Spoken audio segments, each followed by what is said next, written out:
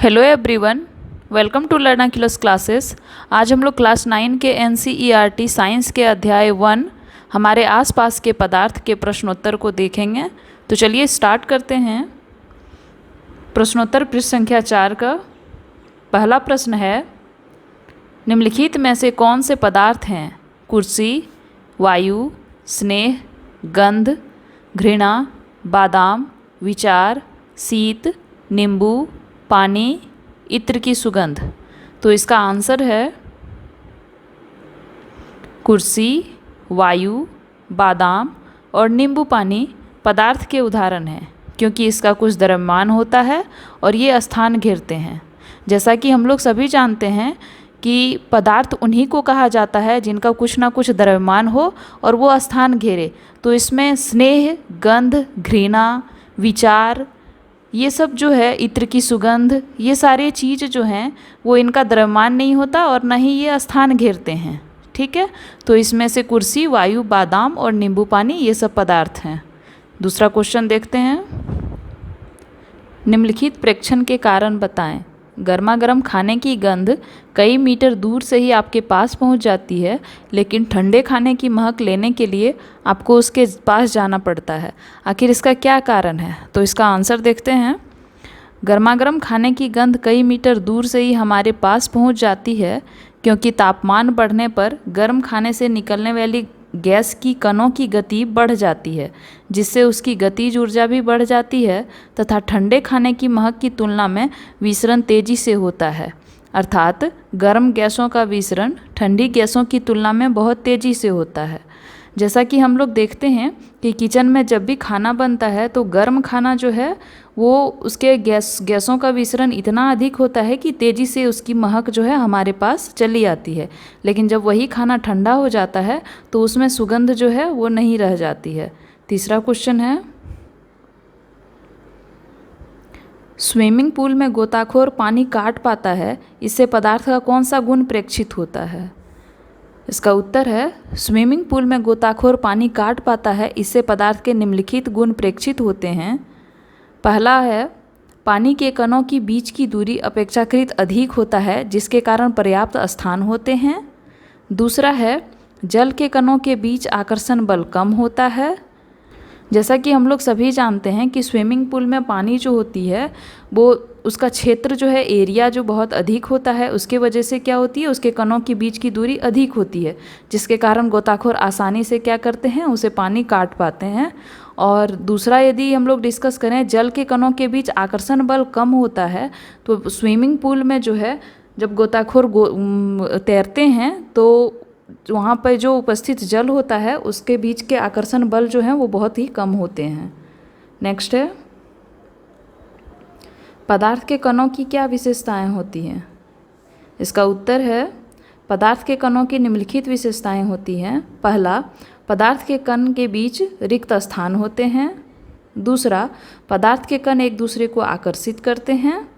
तीसरा, पदार्थ के कण निरंतर गतिशील होते हैं। चौथा, पदार्थ के कण बहुत ही छोटे होते हैं। तो ये सभी विशेषताएं पदार्थ के कणों की है। पहली विशेषता जो है कि उसके बीच जो है वो गैपिंग जो होता है वो होता है उपस्थित। दूसरा है कि उसके कण जो हैं आपस में एक दूसरे को आकर्षित करते हैं।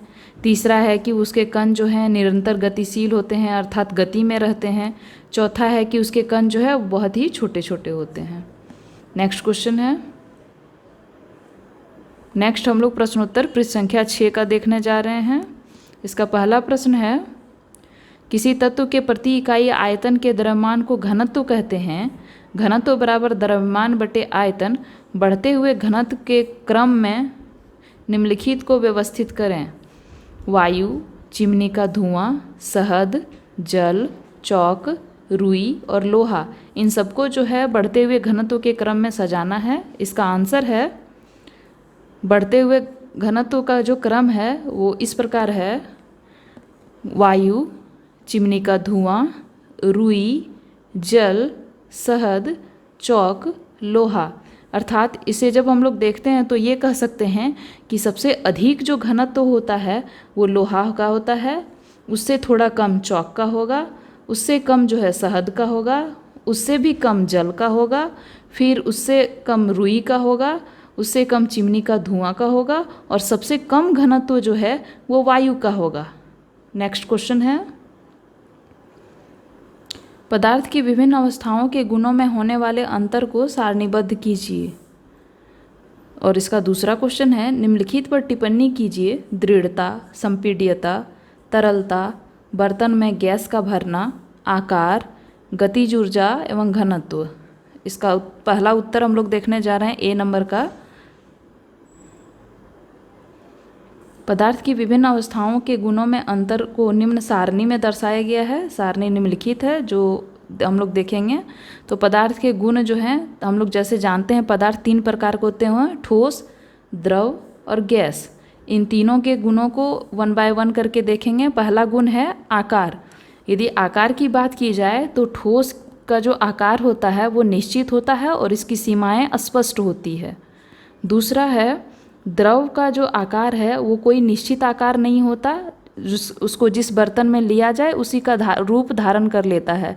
जैसे हम लोग पानी को यदि देखते हैं तो पानी को जिस बर्तन में डाला जाए उसी का रूप वो धारण कर लेगा, उसका कोई आकार नहीं है। और नीचे यदि बहा दिया जाए तो वो बह जाएगा। गैस का भी कोई निश्चित आकार नहीं होता है, उसे यदि छोड़ दिया जाए तो वो हवा में इधर उधर कहीं भी वो जा सकता है। दूसरा गुण जो है वो आयतन। ठोस का आयतन जो है वो निश्चित होता है, द्रव का भी आयतन निश्चित होता है, लेकिन गैस का आयतन जो है वो निश्चित नहीं होता है। उसे जिस बर्तन में रखा जाए उसी का आकार और आयतन दोनों ले लेता है। तीसरा गुण है दृढ़ता या तरलता। ठोस जो हैं काफ़ी दृढ़ होते हैं, ये बहते नहीं हैं। जैसे कोई भी ठोस पदार्थ, चीनी ले लें या ईंट ले लें, ये सब ठोस पदार्थ की बात यदि करें तो वो काफ़ी दृढ़ होते हैं और इधर उधर बहते नहीं हैं। द्रव जो हैं वो दृढ़ नहीं होते, बल्कि वो तरल होते हैं, वो बह सकते हैं। अर्थात एक तरह से कह सकते हैं कि वो लिक्विड फॉर्म में होते हैं, वो आसानी से बह जाते हैं।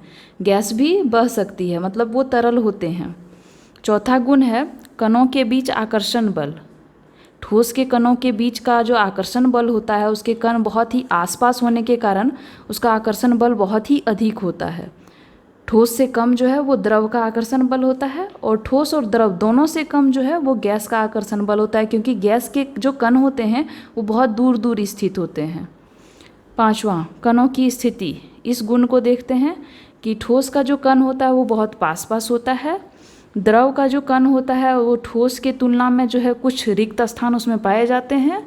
गैस का जो कण होता है वो ठोस और द्रव दोनों के तुलना में जो है गैस के कणों के बीच जो है रिक्त स्थान अधिक पाए जाते हैं। छठा गुण है संपीड्यता। संपीड्यता की बात की जाए तो ठोस की संपीड्यता जो है नगण्य, मतलब ना के बराबर होती है। द्रव संपीडनीय होता है और सबसे अधिक संपीडनीय जो है वो गैस होती है। संपीड्यता का अर्थ थोड़ा सा यहाँ पे समझ लीजिए। संपीड्यता होता है मतलब जिसको हम दबा सकते हैं, तो ठोस को तो दबाया नहीं जा सकता है, इसलिए ना के बराबर नगण्य होता है। ठोस को दबाना जो है पॉसिबल नहीं है। द्रव क्या होता है, थोड़ा बहुत हम लोग उसको संपीडनीय अर्थात थोड़ा बहुत दबा सकते हैं, लेकिन गैस जो है सबसे अधिक उसको हम दबा सकते हैं, तो वो सबसे अधिक संपीडनीय होता है। सातवां गुण है विसरण।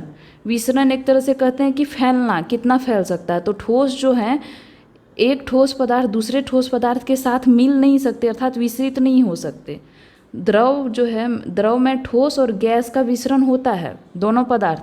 जैसे कि यदि चीनी पानी का उदाहरण लें तो पानी में चीनी हम लोग घोल सकते हैं, या फिर पानी में जो है गैस भी उपस्थित होता है, H2O यानी कि हाइड्रोजन और ऑक्सीजन, तो गैस भी उसमें घुल सकता है। ठीक है, तो विसरण इसका हो सकता है। तीसरा, यदि गैस की बात की जाए तो गैसों का अन्य गैसों के साथ विसरण बहुत ही तीव्र होता है, मतलब एक गैस के साथ दूसरे गैस जो है वो काफ़ी तेज़ी से वो मिक्स हो जाते हैं।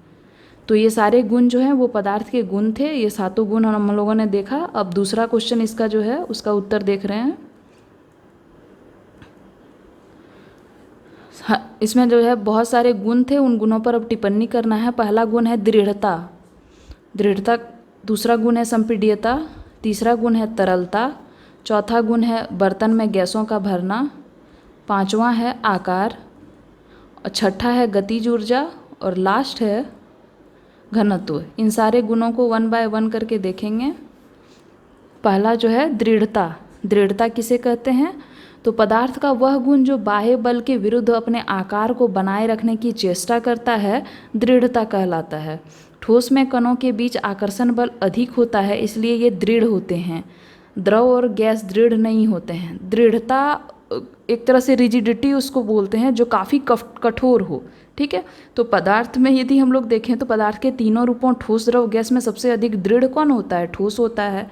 और गैस और द्रव जो है वो दृढ़ नहीं होता है। ठीक है, दूसरा देखते हैं संपीड्यता। संपीड्यता पदार्थों के कणों के बीच रिक्त स्थान होते हैं। बाह्य दबाव या बल के कारण ये कण समीप आ जाते हैं। पदार्थ के इस गुण को संपीड्यता कहते हैं। अर्थात यदि हम लोग किसी चीज़ को दबा दें और यदि वो दब जाए, ठीक है, तो वो क्या कहलाएगा? वो गुण संपीड्यता कहलाएगा। तो द्रव और गैस जो है वो संपीडनीय होता है। गैस जो है सबसे अधिक संपीडनीय होता है और ठोस की संपीडनीयता एकदम ना के बराबर नगण्य होती है।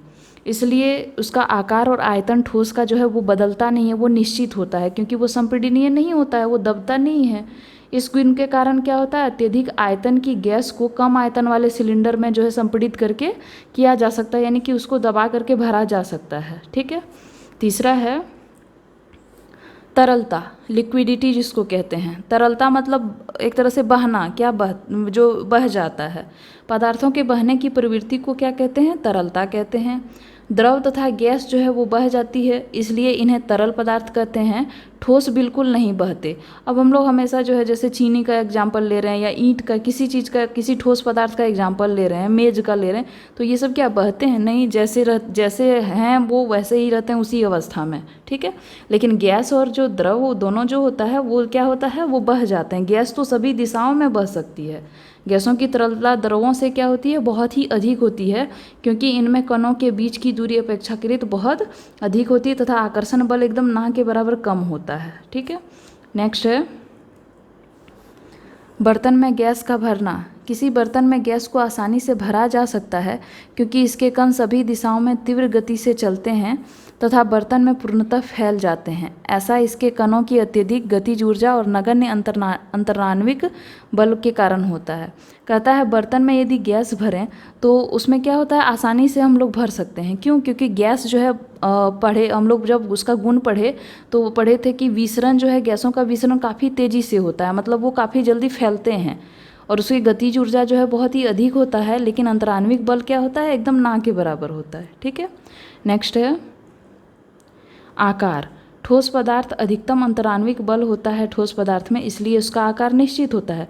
जबकि बात यदि हम द्रव तथा गैस की करें तो वो उसी बर्तन का आकार ग्रहण कर लेती है जिसमें उसे रखा जाता है, उसका कोई भी निश्चित आकार नहीं होता है। नेक्स्ट है गतिज ऊर्जा। पदार्थों के कणों की गति के कारण उसमें ऊर्जा का आना क्या होता है? गतिज ऊर्जा होता है।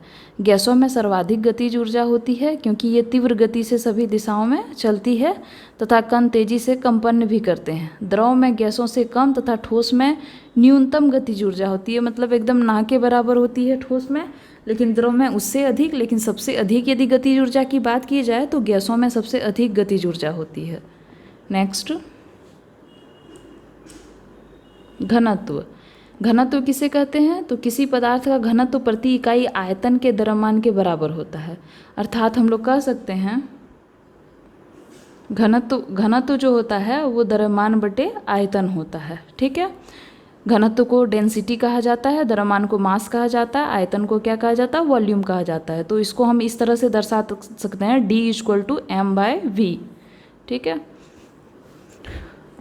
डेंसिटी जो होता है यानी कि घनत्व जो होता है वो ठोस जो तत्व होता है उसका घनत्व सबसे अधिक होता है, हाई डेंसिटी एलिमेंट। सेकेंड, जो द्रव पदार्थ होते हैं या तरल पदार्थ होते हैं उसका जो डेंसिटी होता है वो मीडियम होता है। ठीक है, और गैस तत्व का जो घनत्व होता है वो एकदम लो डेंसिटी एलिमेंट होता है। ठीक, नेक्स्ट क्वेश्चन, अब प्रश्न संख्या 3 को हम लोग देखते हैं। कहता है कारण बताएं। पहला है गैस पूरी तरह उस बर्तन को भर देती है जिसमें इसे रखते हैं, इसका क्या कारण है? दूसरा क्वेश्चन है गैस बर्तन की दीवारों पर दबाव डालती है, इसका क्या कारण है? तीसरा क्वेश्चन है लकड़ी की मेज ठोस कहलाती है, आखिर इसका क्या कारण है? चौथा क्वेश्चन है हवा में हम आसानी से अपना हाथ चला सकते हैं, लेकिन एक ठोस लकड़ी के टुकड़े में हाथ चलाने के लिए हमें कराटे में दक्ष होना पड़ेगा। इसका क्या कारण है? तो इसका 1 बाय 1 आंसर हम लोग देखते हैं। पहला क्वेश्चन जो था, गैस पूरी तरह उस बर्तन को भर देती है जिसमें इसे रखते हैं। इसका उत्तर हम लोग देखने जा रहे हैं। गैसों के कणों की गतिज ऊर्जा अत्यधिक होती है तथा इनके बीच आकर्षण बल नगण्य होने के कारण वे सभी दिशाओं में तीव्र गति से विचरण कर सकती है तथा जिस बर्तन में रखी जाती है उसे पूरी तरह भर देती है। कहने का मतलब ये है कि गैस, हम लोग देखते हैं कि गैस क्या होते हैं, हवा में वो बहुत तेज़ी से फैलते हैं। जिस बर्तन में उसे रख दिया जाए क्या होगा, उसी बर्तन में फैल जाएगा। कभी आप लोगों ने देखा होगा कि ग्लास जो है, यदि हम लोग पानी में उल्टा उसे डालते हैं, ग्लास उल्टा करके, तो बुलबुला जो है निकल आता है। आखिर किस वजह से? क्योंकि ग्लास खाली था, और खाली होता है तो उसमें क्या होती है, हवा जो है भर जाती है। जब उस ग्लास को उल्टे जो है पानी में डुबाया जाता है तो बुलबुला जो है, वो हवा जो है बुलबुले के रूप में बाहर आती है। तो अर्थात हम लोग कह सकते हैं कि गैस पूरी तरह उस बर्तन को भरती है जिसमें उसको रखते हैं हम। नेक्स्ट है, गैस बर्तन की दीवारों पर दबाव डालती है, आखिर कैसे? इसका उत्तर है, गैसीय अवस्था में कणों की गति अनियमित और तीव्र होती है। अर्थात गैस की जो गति होती है वो ऐसा नहीं है कि नहीं, उसे यदि हम किसी दिशा में चलाया जाए तो उसी दिशा में गैस की गति चलेगी, वैसा नहीं होता है। उसकी कोई भी गति नहीं होती। अनियमित मतलब वो कहीं भी वो फैलते हैं और काफ़ी तेज़ी से फैलते हैं। इसका कारण यह कण आपस में एवं बर्तन की दीवारों से टकराते हैं। होता क्या है कि वो जो कण हैं, गैसों के कण, वो क्या करते हैं, बर्तन की दीवारों से टकराते हैं और बर्तन की दीवारों पर गैस के द्वारा प्रति इकाई क्षेत्र पर लगे बल के कारण गैस का क्या बनता है, उस पर काफ़ी अधिक दबाव बनता है। नेक्स्ट क्वेश्चन है, लकड़ी की मेज जो है ठोस कहलाती है, आखिर कैसे? तो जैसा कि ठोस का गुण हम लोग सभी जानते हैं कि उसका निश्चित आकार और आयतन होता है, उसी प्रकार लकड़ी की मेज की बात की जाए तो वो ठोस कहलाती है क्योंकि यह जो है काफ़ी दृढ़ है। पहला, उसका आकार और आयतन जो है वो निश्चित है, इसकी सीमाएं भी निश्चित हैं, इसके कण जो हैं वो संपीड़ित नहीं होते हैं और ना ही बहते हैं। ये सभी गुण क्या दिखाते हैं? ये सभी गुण दिखाते हैं कि लकड़ी की मेज क्या है, एक ठोस पदार्थ है। नेक्स्ट, हवा में हम आसानी से अपना हाथ चला सकते हैं, लेकिन एक ठोस लकड़ी के टुकड़े में हाथ चलाने के लिए हमें कराटे में दक्ष होना पड़ेगा। आखिर क्या रीज़न है इसका, क्या कारण है? इसका उत्तर है, हवा में हम आसानी से हाथ चला सकते हैं क्योंकि हवा के कणों के बीच जो है वो क्या होता है, अत्यधिक रिक्त स्थान होते हैं। अर्थात उसके कण जो हैं वो बहुत दूर दूर स्थित होते हैं। कणों के बीच जो है आकर्षण बल भी बहुत कम होता है, यानी कि नगण्य होता है, इसलिए बहुत कम बाह्य बल से उसे हटा सकते हैं। जबकि यदि ठोस लकड़ी के टुकड़े की बात की जाए तो उसके कण जो हैं वो क्या होते हैं, बहुत ही पास एकदम बंधे होते हैं और मजबूत होते हैं, और आकर्षण बल के कारण क्या होते हैं, उसकी संरचना जो होती है वो काफ़ी दृढ़ होती है, जिसे तोड़ने के लिए क्या करना पड़ेगा, हमें जो है कराटे में जो है दक्ष होना पड़ेगा और काफ़ी बल का भी प्रयोग करना पड़ेगा। चलिए अब चौथा क्वेश्चन देखते हैं। चौथा क्वेश्चन है, सामान्यतया ठोस पदार्थों की अपेक्षा द्रवों का घनत्व कम होता है। क्वेश्चन ये कह रहा है कि ठोस पदार्थ जो हैं, द्रव का घनत्व कम होता है, ठोस पदार्थ का अधिक होता है, आखिर क्या कारण है? लेकिन आपने बर्फ़ के टुकड़े को जल में तैरते हुए देखा होगा, पता लगाइए ऐसा क्यों होता है। बर्फ़ की यदि बात की जाए और जल की बात, जल क्या हो गया, द्रव हो गया, बर्फ़ क्या हो गया, ठोस हो गया।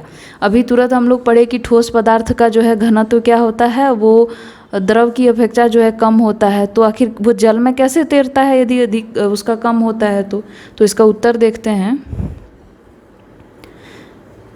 बर्फ पानी के जमने से बनती है, जिसकी संरचना में अत्यधिक रिक्त स्थान रह जाते हैं। अर्थात जब पानी से जब बर्फ़ में परिवर्तित होता है तो उसके बीच क्या होता है, कणों की दूरी, तो जब द्रव है तो द्रव में कणों की दूरी जो है वो ठोस के तुलना में अधिक होती है। तो जब वही द्रव जो है पानी जो है वो बर्फ़ में जब परिवर्तित होगा तो उसके कण क्या होंगे, वो दूर दूर ही रहेंगे और उसमें रिक्त स्थान रह जाएगा जो पानी में नहीं होता है। तो क्या होगा, वह जो है एक पिंजरा के तरह जो है एक पिंजरा का संरचना बना लेगा वो जो है, और उससे उसका आयतन उतनी ही मात्रा के जल से क्या होगा, अधिक हो जाएगा, तथा आयतन के बढ़ने से घनत्व जल से भी क्या होगा, कम हो जाएगा। जैसे ही आयतन उसका बढ़ेगा बर्फ़ का, घनत्व जो है वो कम हो जाएगा, और जब घनत्व कम हो जाएगा तो क्या होगा, बर्फ़ पर जो है वो पानी पर तैरने लगेगा। ठीक है, नेक्स्ट क्वेश्चन है, अब नेक्स्ट क्वेश्चन प्रश्नोत्तर जो है हम लोग पृष्ठ संख्या 9 का देखने जा रहे हैं, जिसका पहला प्रश्न है निम्नलिखित तापमान को सेल्सियस में बदलना है। ठीक है, इसका पहला क्वेश्चन है 300 केल्विन तापमान को किस में बदलना है, सेल्सियस में बदलना है। दूसरा है 573 केल्विन तापमान को सेल्सियस में बदलना है। चलिए अब इसको सॉल्व करते हैं हम लोग। कितना है क्वेश्चन दिया हुआ, 300 केल्विन को किस में बदलना है, सेल्सियस में। तो केल्विन को तापमान केल्विन में हमारा कितना तापमान दिया हुआ है, 300 केल्विन। ठीक है, केल्विन से सेल्सियस में कैसे बदलेंगे हम लोग, तो केल्विन से सेल्सियस में बदलने के लिए केल्विन बराबर होता है सेल्सियस प्लस 273, उसमें 273 जोड़ देने से क्या होगा, वो हमारा केल्विन में चेंज हो जाएगा। चूँकि हमारा केल्विन कितना दिया हुआ है, 300 दिया हुआ है।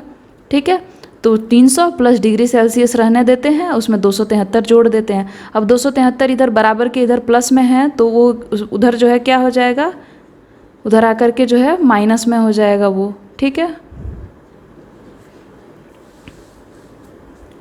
जैसे कि यहाँ देखिए 0 डिग्री सेल्सियस बराबर क्या किए हैं, 300 में कितना घटा दिए हैं हम लोग, 273 घटा दिए हैं। घटाने पे कितना जो है ज्ञात होता है, 27 डिग्री सेल्सियस। तो ये जो निकला 27 डिग्री सेल्सियस, ये हमारा क्या हो जाएगा, वो डिग्री सेल्सियस में परिवर्तित कर दिया हम लोगों ने। ठीक है, दूसरा क्वेश्चन इसी तरह सेम बनाएगा। इसी तरह जो है 573 केल्विन को भी आप आसानी से बदल सकते हैं। क्या कीजिएगा, 573 केल्विन लिख करके डिग्री सेल्सियस प्लस 273 इसी प्रकार कर दीजिएगा। फिर डिग्री सेल्सियस जो है बराबर जो है 500 में कितना माइनस कर दीजिएगा, 573 में 273 माइनस कर दीजिएगा। जब 573 में 273 माइनस कीजिएगा तो आपका कितना आ जाएगा, 300 डिग्री सेल्सियस आ जाएगा। ठीक है, तो इस प्रकार आप खुद निकाल सकते हैं इसको। हम लोग नेक्स्ट क्वेश्चन देखते हैं। प्रश्न संख्या 2 है, निम्नलिखित तापमान पर जल की भौतिक अवस्था क्या होगी। पहला क्वेश्चन है 250 डिग्री सेल्सियस, दूसरा क्वेश्चन है 100 डिग्री सेल्सियस। 250 डिग्री सेल्सियस का यदि देखते हैं तो हम लोग जानते हैं कि जल का जो क्वथनांक यानी कि जल जो उबलता है वो कितने डिग्री सेल्सियस पर उबलता है, 100 डिग्री सेल्सियस पर। और जब यहाँ कितना दिया हुआ है, 250 डिग्री सेल्सियस दिया, यानी कि जब जल का जो क्वथनांक है यानी कि जो कह सकते हैं जो उबलता है उससे काफ़ी अधिक दिया हुआ है। अतः कह सकते हैं कि वो क्या होगा, जब उबलेगा तो वो किस अवस्था में बदल जाएगा, गैसीय अवस्था में चेंज होगा। अर्थात 250 डिग्री सेल्सियस में वो किस में बदल जाएगा, भाप में बदल जाएगा। ठीक है, दूसरा क्वेश्चन है 100 डिग्री सेल्सियस। तो 100 डिग्री सेल्सियस दो तरह का हो सकता है, द्रव अवस्था भी रहेगा, गैस अवस्था भी रहेगा। क्यों, क्योंकि 100 डिग्री सेल्सियस पर क्या होता है, जल का क्वथनांक स्टार्ट होता है, यानी कि जल उबलना स्टार्ट करता है। तो वो द्रव अवस्था में है और वो धीरे धीरे किस में चेंज हो रहा है, गैस में भी चेंज हो रहा है। अर्थात यह दोनों ही भौतिक अवस्था होगी, द्रव अवस्था भी और गैसीय अवस्था भी। दूसरा नेक्स्ट क्वेश्चन देखते हैं। किसी भी पदार्थ की अवस्था परिवर्तन के दौरान तापमान स्थिर क्यों रहता है। क्वेश्चन ये कह रहा है कि यदि पदार्थ की अवस्था हम चेंज करें, जैसे ठोस से द्रव, द्रव से गैस, ऐसे, तो तापमान स्थिर क्यों रहेगा। इसका उत्तर है किसी भी पदार्थ की अवस्था परिवर्तन के दौरान तापमान इसलिए स्थिर रहता है क्योंकि दी जाने वाली ऊष्मा उसके कणों के बीच आकर्षण बल को तोड़ने में प्रयुक्त होती है। अर्थात उसमें जो ऊष्मा दी जाती है उसके आकर्षण बल क्या होते हैं, उसी ऊष्मा के द्वारा वो टूटते हैं। इसलिए जो है उसका तापमान क्या होता है, अवस्था परिवर्तन के दौरान जो है वो स्थिर रहता है। नेक्स्ट क्वेश्चन है,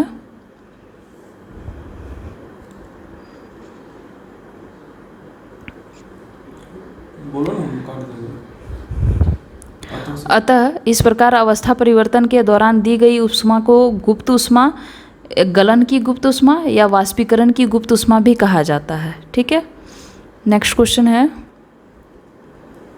वायुमंडलीय गैसों को द्रव में परिवर्तन करने के लिए कोई विधि सुझाइए। इसका उत्तर है दाब को बढ़ाकर तथा तापमान को घटाकर वायुमंडल में गैसों को द्रव में परिवर्तित किया जाता है। कहने का अर्थ यह है कि दाब को यदि बढ़ा दिया जाए और तापमान को घटा दिया जाए तो वायुमंडलीय गैस जो है वो किस में बदल जाएगा, द्रव में बदल जाएगा। अब कैसे, चलिए एक विधि के द्वारा समझते हैं। एक सिलेंडर में वायुमंडलीय गैस भरकर इसमें लगे पिस्टन से संपीड़ित करने तथा ताप को कम करने पर पदार्थ के कण क्या होते हैं, वो नज़दीक आ जाते हैं, और वही पदार्थ के कण जो नज़दीक आते हैं वो किस में बदल जाते हैं, द्रव में बदल जाते हैं। अब इसको चित्र के माध्यम से समझेंगे। हम लोग जो है क्या लेते हैं, एक सिलेंडर लेते हैं, ठीक है। सिलेंडर के नीचे क्या किए हैं, यहाँ पे कॉर्क लगा दिए हैं, ठीक है। उसमें क्या किए, सिलेंडर में गैस डाल दिए हैं, ठीक है। अब जो है गैस डालने के बाद क्या करेंगे, ऊपर से हम लोग इसमें गैस भरकर पिस्टन लगा दिए हैं, ठीक है। पिस्टन से हम लोग संपीड़ित कर रहे हैं, अर्थात दबाते जा रहे हैं। दूसरा चित्र में आप लोग देख रहे हैं कि जैसे ही पिस्टन से हम लोग दबाते जा रहे हैं, उस पर वायुमंडलीय क्या पड़ रहा है, दाब पड़ रहा है, दबाव पड़ रहा है, ठीक है। तीसरा चित्र में हम लोग देखते हैं कि जैसे ही वायुमंडलीय दबाव पिस्टन के माध्यम से बदला, तो वो गैस किस में बदल गया, द्रव में परिवर्तित हो गया। तो यही आपकी क्रियाविधि है, आप इसे अच्छे से अपने कॉपी में नोट कर सकते हैं। नेक्स्ट क्वेश्चन है, अब अगला क्वेश्चन प्रश्नोत्तर पृष्ठ संख्या 11 का हम लोग देखने जा रहे हैं, जिसका पहला क्वेश्चन है, गर्म शुष्क दिन में कूलर अधिक ठंडा क्यों करता है। इसका उत्तर है, गर्म शुष्क दिन में वायु में नमी कम होती है तथा तापमान अधिक होता है, जिसके कारण वाष्पीकरण की दर बढ़ जाती है, क्योंकि तापमान बढ़ने तथा आर्द्रता घटने पर वाष्पीकरण की दर में वृद्धि हो जाती है तथा हम जानते हैं कि वाष्पीकरण से शीतलता उत्पन्न होती है। अतः कूलर के अंदर से ठंडी हवा कमरे में फैलकर ठंडक प्रदान करती है। इसको पहले कुछ ऐसा समझिए कि हम लोग जैसे देखते हैं कि शरीर से यदि काफ़ी अधिक पसीना निकलता हो गर्मी के दिन में, तो हमारा शरीर अधिक ठंड रहता है, जबकि यदि पसीना कम आता है तो हमारा शरीर क्या होता है, गर्म रहता है। उसी तरह इसको भी समझ सकते हैं कि कूलर क्या होता है, कूलर जब गर्मी के दिन में अधिक ठंडा क्यों देता है, तो होता क्या है कि उस दिन में क्या होता है कि आर्द्रता जो वायुमंडल में होती है वो ना के बराबर या एकदम कम होती है। जब आर्द्रता कम होती है तो क्या होता है, जब काफ़ी अधिक तापमान, जब गर्मी काफ़ी बढ़ जाती है तो वाष्प जो है वो अधिक बनता है, और जब वाष्पीकरण का दर जो है बढ़ने लगता है और आर्द्रता घटने लगती है तो क्या होता है, ठंड अधिक जो है, वो कूलर जो है ठंडा अधिक उत्पन्न कर पाता है। अतः कह सकते हैं कि कूलर से जो भी ठंडी हवा आएगी वो हमें क्या करेगी, अधिक ठंडक प्रदान करेगी। दूसरा क्वेश्चन है, गर्मियों में घड़े का जल ठंडा क्यों होता है। इसका उत्तर है, घड़े में बहुत अधिक संख्या में क्या होते हैं, छिद्र होते हैं। चूँकि घड़े हम लोग जानते हैं किससे बनाए जाते हैं, मिट्टी से बनाए जाते हैं, ठीक है। और उसमें क्या होते हैं, बहुत ही अधिक संख्या में जो है छिद्र होते हैं, जिससे पानी जो है थोड़ा थोड़ा करके बाहर रिसते रहता है, यानी कि सीपेज होते रहता है उससे, ठीक है, तथा वाष्पीकरण हो जाता है। अब इस तरह क्या होता है, मटके के ऊपर पानी बाहर आ जाता है और वाष्पीकरण में कम हुई ऊर्जा को पुनः मटके और शेष बचे जल से वाष्पीकरण की गुप्त ऊष्मा के रूप में ले लेता है। यह प्रक्रिया जो है वह क्या होती है, लगातार चलती रहती है। चूँकि घड़े और जल से ऊष्मा अवशोषित होती है तथा वाष्पीकरण होता है, इसलिए जो है घड़े का जल क्या होता है, ठंडा रहता है। अर्थात हम लोग कह सकते हैं कि जब घड़े में हम लोग जल डालते हैं तो उसमें क्या होता है कि वो जो छिद्र होता है उससे रिस के हल्का सा बाहर आता है और वो वाष्पीकरण होता है, और उससे क्या होती है कि वो वाष्पीकरण जो है वो गुप्त ऊष्मा में चेंज हो जाता है, जिससे क्या होता है, घड़े का जल जो है ठंडा होता है और हम लोग उसे पीने में प्रयोग करते हैं। उसका नेक्स्ट क्वेश्चन है,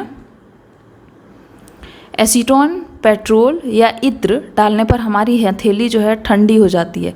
आप लोग कभी कभी देखे होंगे कि कभी कभी जो है आप लोग परफ्यूम जो यूज करते हैं वो यदि हाथ वगैरह में लग जाए, या शरीर में ही परफ्यूम जो होता है, बॉडी परफ्यूम, वो यूज करते हैं तो ठंडा लगता है। आखिर इसका क्या कारण है।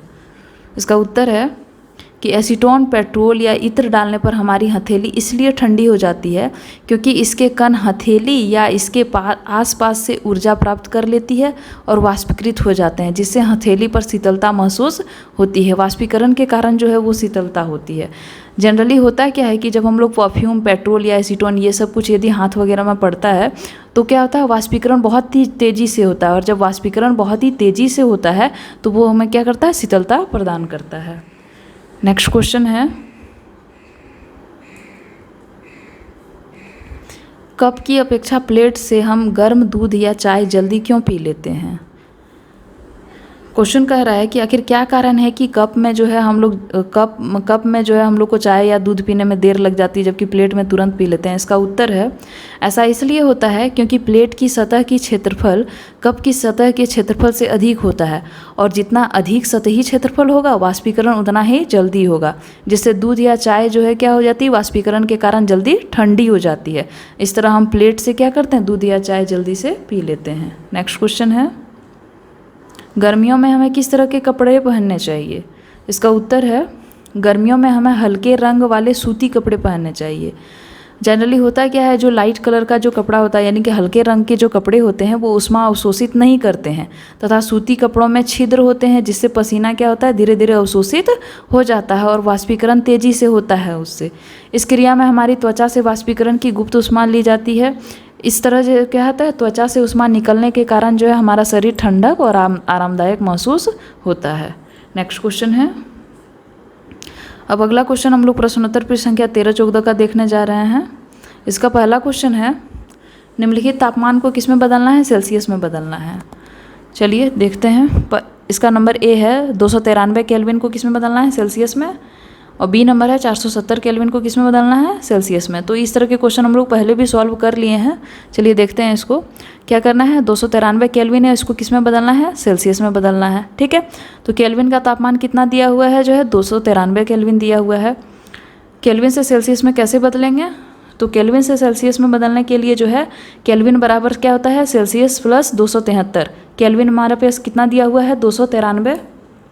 ठीक है, तो 293 बराबर क्या लिख दिए, सेल्सियस यानी कि डिग्री सेल्सियस प्लस 273। अब 273 उधर क्या है, प्लस में है, तो इधर ला करके क्या हो जाएगा, वो 293 में माइनस हो जाएगा। जब 293 में 273 माइनस करते हैं तो हमें कितना डिग्री सेल्सियस प्राप्त होता है, 20 डिग्री सेल्सियस।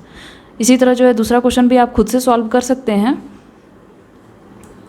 दूसरा क्वेश्चन जो है देखिए, 470 केल्विन है, इसको किस में बदलना है, डिग्री सेल्सियस में बदलना है। अब डिग्री सेल्सियस में बदलने के लिए इसमें फिर उसी तरह क्या करेंगे, केल्विन बराबर क्या होता है, डिग्री सेल्सियस प्लस 273। तो केल्विन की जगह कितना दिया हुआ है मेरा, 470 दिया हुआ है, बराबर डिग्री सेल्सियस प्लस कितना है, 273। ठीक है, अब 273 इधर क्या है, प्लस में है यहाँ पे। ठीक है, इस प्लस को इधर लाएंगे तो वो माइनस में चेंज हो जाएगा। तो 470 में क्या करेंगे, 273 क्या माइनस कर देंगे।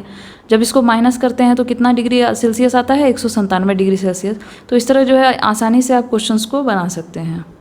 नेक्स्ट है, दूसरा क्वेश्चन है इसका, निम्नलिखित तापमान को केल्विन इकाई में परिवर्तित करें। क्वेश्चन है पहला 25 डिग्री सेल्सियस। अब अभी तक हम लोग केल्विन को सेल्सियस में बदल रहे थे, अब सेल्सियस को किस में बदलना है, केल्विन में। ठीक है, दूसरा क्वेश्चन है इसका 373 डिग्री सेल्सियस। तो पहला हम लोग सॉल्व करते हैं 25 डिग्री सेल्सियस वाले को। जैसा कि हम लोग जानते हैं सेल्सियस में तापमान कितना दिया हुआ है, 25 डिग्री सेल्सियस। अब सेल्सियस से केल्विन में बदलने के लिए क्या किया जाएगा इसमें, तो हम लोग केल्विन बराबर पढ़े थे सेल्सियस प्लस 273, तो केल्विन तो निकालना ही है, इसलिए आसानी से हम लोग क्या करेंगे, सेल्सियस की जगह 25 डिग्री सेल्सियस बिठा देंगे और उसमें कितना जोड़ देंगे, 273 जोड़ देंगे। जब दोनों को जोड़ते हैं तो हमें कितना प्राप्त होता है, केल्विन बराबर लिख सकते हैं हम लोग 298 केल्विन आ गया। ठीक है, तो ये बहुत ही ईजिली निकल गया। नेक्स्ट इसी तरह आप लोग निकाल सकते हैं 373 का। तो चलिए हम लोग देखते हैं 373 डिग्री सेल्सियस का कैसे निकालते हैं। 373 डिग्री सेल्सियस में तापमान कितना दिया हुआ है, 373। ठीक है, अब इसको केल्विन में यदि चेंज करेंगे हम तो वही फिर से 273 जोड़ देंगे। केल्विन बराबर लिखेंगे, अब डिग्री सेल्सियस कितना दिया हुआ है, 373 प्लस उसमें कितना जोड़ देंगे, 273। ठीक है, तो दोनों जोड़ने पर हमें कितना प्राप्त होता है, 646 केल्विन जो है प्राप्त होता है। यही हमारा उत्तर हो जाएगा। नेक्स्ट है तीसरा क्वेश्चन हम लोग देखते हैं, निम्नलिखित अवलोकनों हेतु कारण लिखिए। पहला क्वेश्चन है, नेप्थलीन को रखा रहने देने पर यह समय के साथ कुछ भी ठोस पदार्थ छोड़े बिना अदृश्य हो जाता है। दूसरा क्वेश्चन है, हमें इत्र की गंध बहुत दूर बैठे हुए पहुंच जाती है। तो पहला का आंसर देखते हैं। पहला क्वेश्चन कहता है कि नेप्थलीन को जब हम लोग छोड़ देते हैं खुली हवा में, ये एक ठोस पदार्थ है, लेकिन अचानक से ये बिना द्रव या कुछ हुए जो है ये अदृश्य मतलब गायब हो जाती है। अगर कैसे, ठीक है, तो नेप्थलीन क्या है, एक वाष्पशील ठोस पदार्थ है जो ठोस से द्रव अवस्था में आए बिना ही वो डायरेक्ट किस में बदल जाता है, गैस में। और ये जो क्रिया है कि डायरेक्ट ठोस से गैस में बदलना क्या कहलाता है, ऊर्ध्वपातन कहलाता है। ठीक है, अतः कुछ समय बाद यह ठोस पदार्थ छोड़े बिना ही क्या होगा, हवा में वाष्प बनकर उड़ जाएगा। दूसरा क्वेश्चन है, हमें इत्र की गंध दूर बैठे हुए भी पहुंच जाती है, आखिर कैसे। इसका उत्तर है, इत्र एक क्या है, वाष्पशील द्रव है। ठीक है, जो तेजी से क्या होता है, हवा में वो वाष्प में बदल जाता है। और जब वाष्प में बदल जाता है तो वायु के कण हम लोग बार बार पढ़ रहे हैं कि बहुत ही तेजी से सभी दिशाओं में क्या होते हैं, विसरित हो जाते हैं। ठीक है, यही कारण है कि हम लोग इत्र यानी कि जो परफ्यूम का जो सुगंध होता है वो बहुत दूर दूर तक फैल जाता है। ठीक है, नेक्स्ट है, चौथा क्वेश्चन है, निम्नलिखित पदार्थों को उनके कणों के बीच बढ़ते हुए आकर्षण के अनुसार व्यवस्थित करें। ठीक है, पदार्थ है जल, चीनी, ऑक्सीजन। ठीक, इसका उत्तर है ऑक्सीजन, जल, चीनी। अर्थात कह रहा है कि आकर्षण जो बढ़ता है आखिर उसका आकर्षण सबसे अधिक आकर्षण बल किस में होगा, तो चीनी क्या है, ठोस पदार्थ है, तो सबसे अधिक आकर्षण किस में हो जाएगा, चीनी में। उससे कम क्या हो जाएगा, जल में। और सबसे कम जो आकर्षण बल होगा वो किस में होगा, गैस में। तो ऑक्सीजन यहाँ गैस है, द्रव जो है वो जल है, और चीनी क्या है, ठोस पदार्थ है। अर्थात सबसे अधिक जो है आकर्षण बल ठोस, उससे कम द्रव, और सबसे कम जो है वो गैस में होता है। ठीक है, इसका कारण यह है कि ऑक्सीजन क्या है, एक गैस है जिसमें कणों के बीच आकर्षण बल जो है वो कम होता है।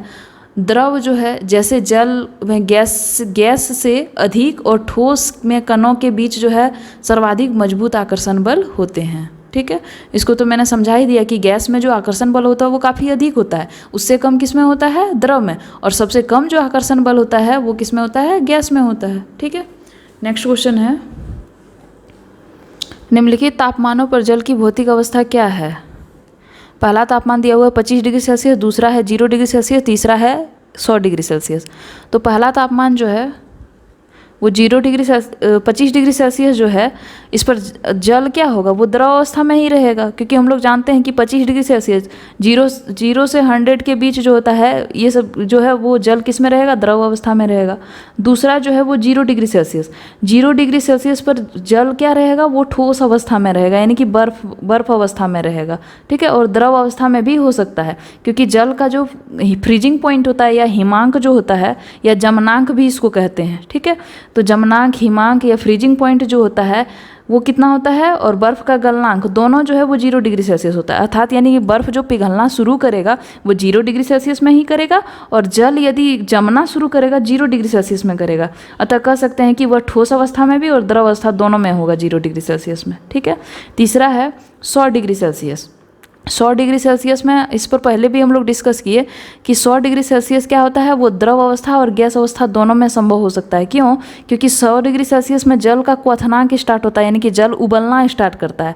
तो जल जब उबलना स्टार्ट करेगा तो वो भाप में परिवर्तित होगा, और जब वो भाप में परिवर्तित होगा तो गैसीय अवस्था वो कहलाएगा, और जब जो जल है वो द्रव अवस्था कहलाएगा। अर्थात 100 डिग्री सेल्सियस पर वो किसमें, द्रव अवस्था में भी और गैस अवस्था में रहेगा। नेक्स्ट क्वेश्चन है, पुष्टि हेतु कारण दें। पहला क्वेश्चन है, जल कमरे के ताप पर द्रव है, इसका क्या कारण है। दूसरा क्वेश्चन है, लोहे की अलमारी कमरे के ताप पर ठोस है, इसका क्या कारण है। उत्तर है, जल कमरे के ताप पर द्रव है क्योंकि इसका हिमांक जो जमनांक होता है वो 0 डिग्री सेल्सियस होता है, और क्वथनांक यानी कि जो जल उबलता है वो 100 डिग्री सेल्सियस पर होता है। साथ ही इसका जो आयतन होता है वो निश्चित होता है, लेकिन आकार जो है वो निश्चित नहीं होता है। इस तरह कह सकते हैं कि जल जो है कमरे के ताप पर क्या है, द्रव है, मतलब जिस बर्तन में उसको रखा जाए उसी का आकार ले लेगा। और कमरा का जो ताप रहेगा वो 100 डिग्री सेल्सियस तो हो नहीं सकता, और 0 डिग्री सेल्सियस तो हो नहीं सकता, इसलिए वो क्या होगा, जल जो है द्रव ही रहेगा कमरे के ताप पर।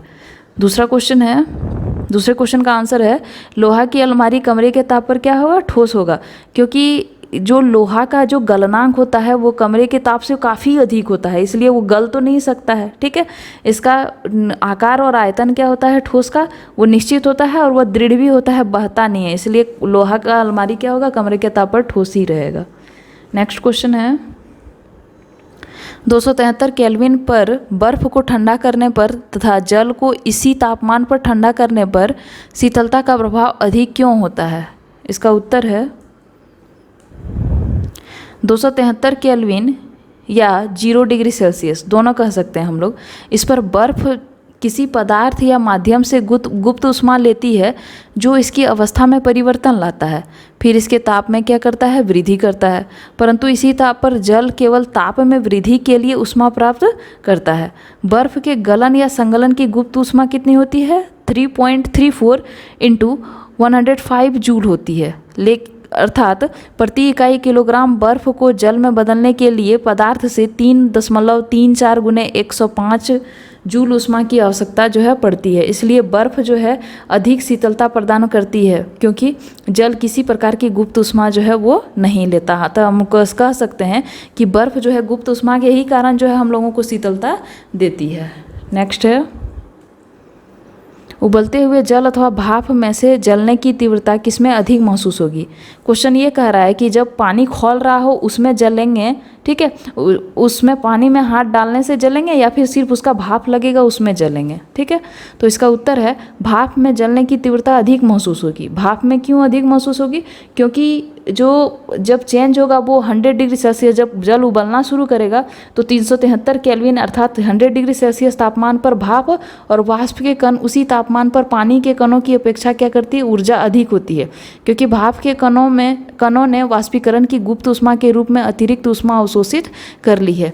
होता क्या है, जब जल जो उबलता है वो उबला हुआ जो जल है उसमें जो पानी के कण जो है उसमें जो ऊर्जा होती है वो भाप के वनिस्पत कम होती है, क्योंकि जब चेंज होता है वो पानी जो है किसमें, भाप में जब बदलता है तो उसमें एक और जो है ऊष्मा वो जुड़ जाती है, गुप्त ऊष्मा जो है जिसको अतिरिक्त ऊष्मा भी कह सकते हैं, वो ऊष्मा जुड़ जाती है। और जब वो ऊष्मा जब जुड़ती है तो उससे क्या होता है, जलन जो है वो अधिक होता है। नेक्स्ट क्वेश्चन है,